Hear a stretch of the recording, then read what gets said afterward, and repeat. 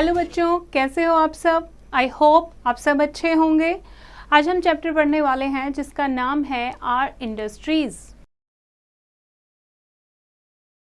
Industries यानी कि जहाँ पर कच्चे माल से एक नई फ्रेश चीज़ बनाई जाती है। ओके, हम सब जो हैं हमें अपनी लाइफ जीने के लिए कुछ ना कुछ चीज़ों की रिक्वायरमेंट रहती है। जैसे पहनने के लिए हमें अच्छे कपड़े चाहिए होते हैं, खाने के लिए हमें अच्छा खाना चाहिए होता है, रहने के लिए हमें घर चाहिए होता है, और we also need watches, vehicles, telephone, televisions, computers, refrigerators, fan, AC, और ये सारी चीज़ें कहाँ बनती हैं? फैक्ट्रीज़ में। Okay, Natural resources are used to produce these things. For example, sugarcane is used for producing sugar, cotton is used for making clothes, and iron is used for making machines. Things used for making new things are called raw materials.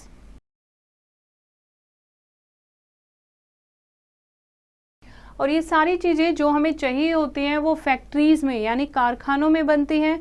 जैसे कि sugar cane से चीनी बनाई जाती है, okay, cotton से cotton cloth बनाए जाते हैं, आयरन से मशीन्स बनाई जाती हैं। तो कोई भी ऐसे कच्चा माल जो होता है, जो रॉ चीज़ें यानी रफ चीज़ें जिससे हम न्यू चीज़ें बनाते हैं, उसको क्या कहते हैं? Raw materials.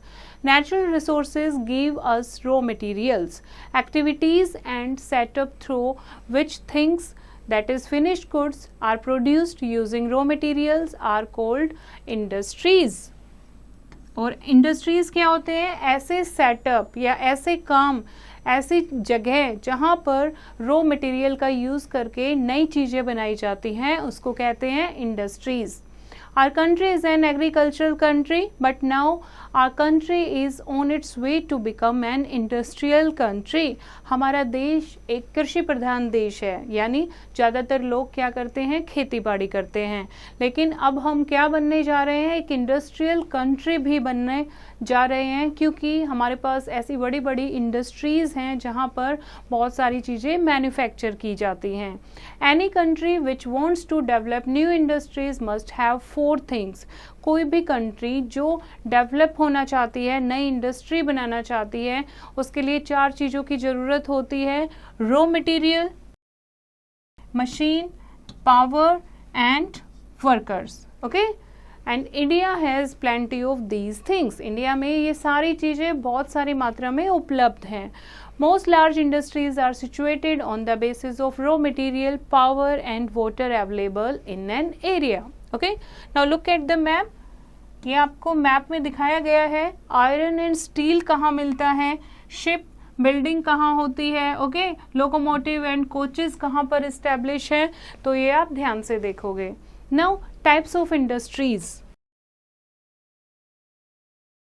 3 टाइप की इंडस्ट्रीज होती हैं: cottage industries, small scale industries and large scale industries.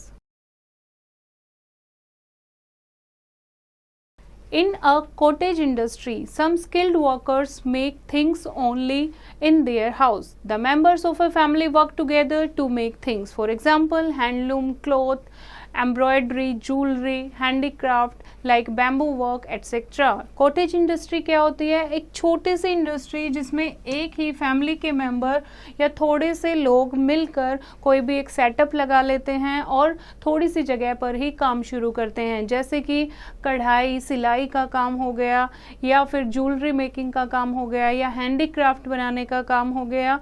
तो इन इंडस्ट्रीज़ को क्या कहते हैं? Cottage industry. सेकंड है small scale industry. Small scale industry क्या होता है?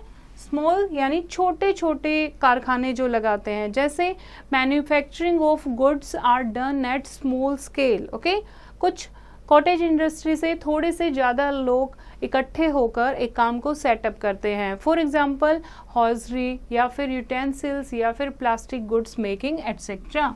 ये आप देखो, this is an example of small industry. उसके बाद है लार्ज स्केल इंडस्ट्री, जिसमें मैन्युफैक्चरिंग जो है वो बड़े बड़े मशीनों द्वारा की जाती है, क्योंकि लार्ज स्केल पर यानी बड़ी मात्रा में ये मैन्युफैक्चरिंग की जाती है। Big mills are set up, thousands of people work and crores of rupees is invested. बहुत सारे पैसे इन्वेस्ट करके ये बड़े बड़े इंडस्ट्री बनाई जाती हैं और यहाँ पर हजारों की संख्या में लोग काम करते हैं। जैसे for example units manufacturing iron and steel, railway engine, aeroplane, ships, heavy electrical generators, refrigerators, TV sets, textiles, etc. ये आप देखो, these are the large scale industries. Now some of the important large scale industries in our country are, first है iron and steel. अब हम large scale industries को पढ़ रहे हैं, तो फर्स्ट हम इंडस्ट्री की बात कर रहे हैं iron and steel. Machines are required to set up a factory. Machines are made of iron and steel. Thus, iron and steel industry is the basis of all industries. कोई भी industry setup करने के लिए हमें किसकी ज़रूरत होती है? मशीन की ज़रूरत होती है, ओके। और मशीन किसकी बनी होती है? आयरन एंड स्टील की। इसीलिए हर एक इंडस्ट्री का बेस क्या है? Iron and steel, okay. We have steel plants at Jamshedpur and Bhilai, Chhattisgarh, and Durgapur, that is in West Bengal, Bokaro, that is in Jharkhand, Rurkela, Odisha.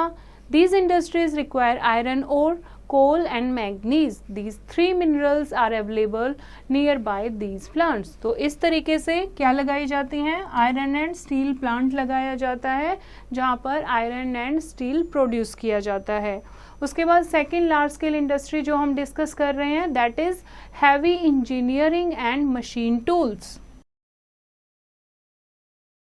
Machine tools are use to make other machines, जैसे HMT Hindustan machine tools makes machine tools. It has its factories at Bengaluru in Karnataka, Pinjore in Haryana, Hyderabad in Telangana, Kochi in Kerala and Ajmer in Rajasthan.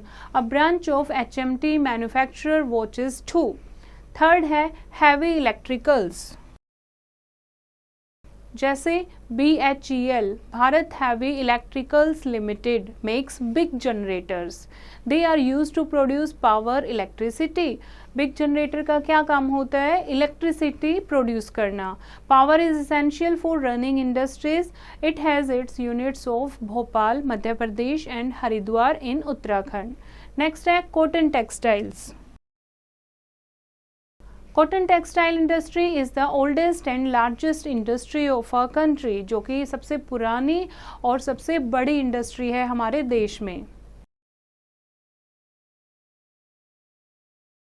There are over 2000 cotton textile mills located mostly around Mumbai, Ahmedabad, Surat, Kanpur, Chennai and Sholapur.